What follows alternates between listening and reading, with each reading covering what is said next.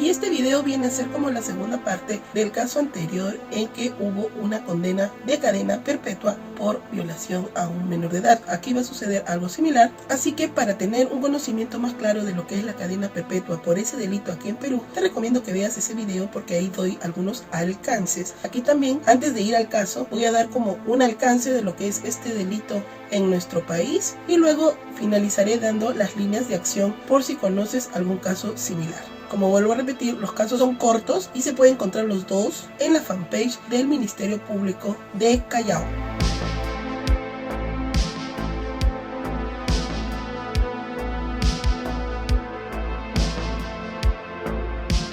En enero de 2021 y desde hace 4 años, el delito de violación sexual en agravio de menores de edad es el segundo más numeroso entre los delitos imputados a los internos de los establecimientos penitenciarios del país. Esta expresión de violencia ocupaba un tercer lugar entre los delitos más recurrentes del sistema penitenciario nacional, solo después del robo agravado y el tráfico ilícito de drogas. Anteriormente, en el 2018, la violación sexual de menores de edad ya ocupaba el segundo lugar, solo después del robo agravado. En lo sucesivo, el número de internos por año por este delito siempre fue en aumento, siendo que entre los delitos más recurrentes entre la población penal, el único que reportó incremento en el comparativo anual de los años 2020 y 2021 fue el delito de violación sexual contra menores de edad. En ese único caso, ni los impactos ni las reglas de confinamiento del COVID-19 durante el 2020 detuvieron el incremento.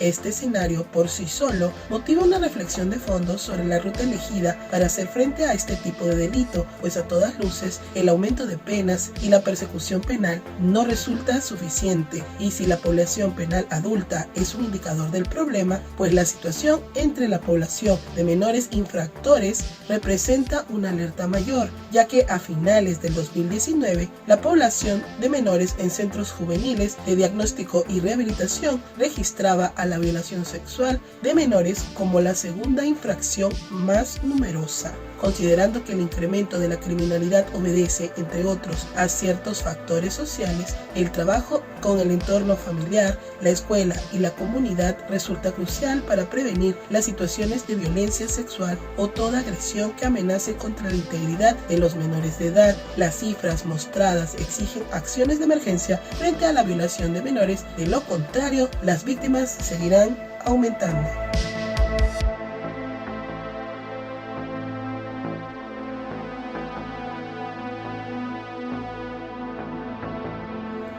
En el año 2012, Ismael Enrique Albán Torero empezó a tocar indebidamente a su sobrina de iniciales XFMR, aprovechándose del vínculo familiar, así como la cercanía de sus viviendas, ya que este sujeto vivía en el 4º piso y la víctima en el 3º dentro de una vivienda multifamiliar ubicada en la urbanización Ciudad del Pescador, Bellavista. Se sabe también que la víctima era sobrina por parte de su esposa y además ahijada de primera comunión. Los hechos inicialmente se realizaron hasta en 3 oportunidades desde que la menor tenía 10 y 11 años de edad, donde Albán Torero tocó las partes íntimas de la niña. En esa ocasión, la menor decidió contarle a su madre, quien encaró al hombre. No obstante, él negó todo. En el año 2013 se iniciarían los actos de violación sexual. En la primera comunión de la hija de Albán Torero, buscó a la niña a su cuarto donde abusó sexualmente de ella.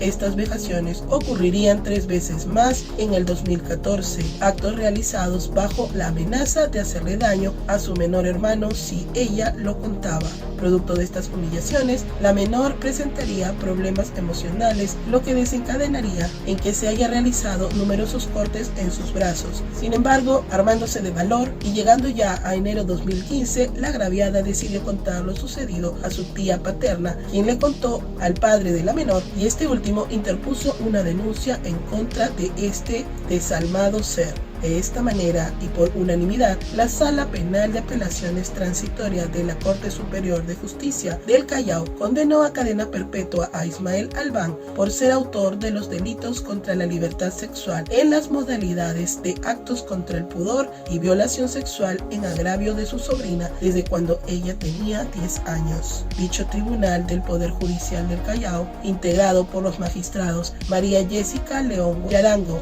la presidenta, Armando Huertas Mogollón y Eddie Walter Solórzano Huaraz, impusieron la máxima condena al acusado al haber sido sentenciado como autor del delito contra la libertad sexual que se realizaron cuando la menor tenía 10 años de edad y por el delito de violación sexual que se realizaron cuando la menor tenía 11, siendo que actualmente la agraviada tiene 20. Asimismo, se dispuso que Albán Torero pague la suma de 15.000 soles como concepto de reparación civil a favor de la parte agraviada y sea sometido a tratamiento terapéutico.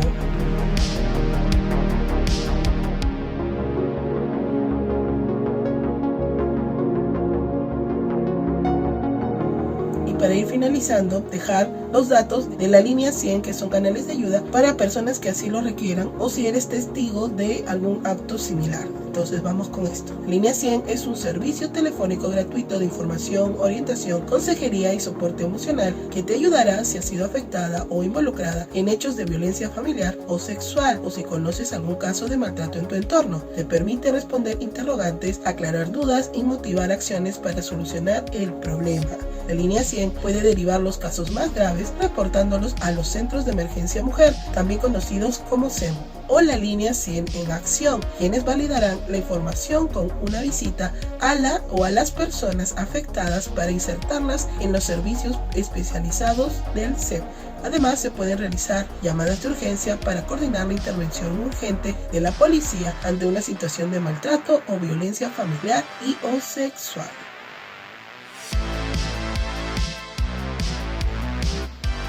Y así es como doy fin a este video. Como les dije, ambos casos son bastante cortos, pero los he tomado porque son bastante significativos en cuanto a la condena, pues muchas veces pensamos, yo misma lo pienso, que en nuestro país las penas que se dan por estos actos muy pocas veces va con el peso del delito, o simplemente la persona se da a la fuga o esperan a que prescriban, o siempre pasa algo que los agraviados o las víctimas pareciera que no tienen paz aun cuando se celebra un juicio como estos. Así que al menos se tienen dos ejemplos. Cuando he ido buscando he visto otros más, pero por ahora los dejaré en estos dos y pasaré a otros casos que puedan ser muy conocidos, pero aún así no tienen el mismo nivel de penas que hemos visto en estos dos casos mencionados. Si te interesó la información de este tipo de casos, recuerda que hay una lista de reproducción donde compilo varios de ellos que suceden en Perú. Hay casos que no son muy conocidos, otros que sí, y los iré nutriendo en estos meses para que los vayas conociendo. Pueden ser casos judiciales, policiales, laborales o mitos peruanos tal vez, y cualquier cosa que me puedan sugerir en este mismo video. Nos estamos viendo en la siguiente ocasión.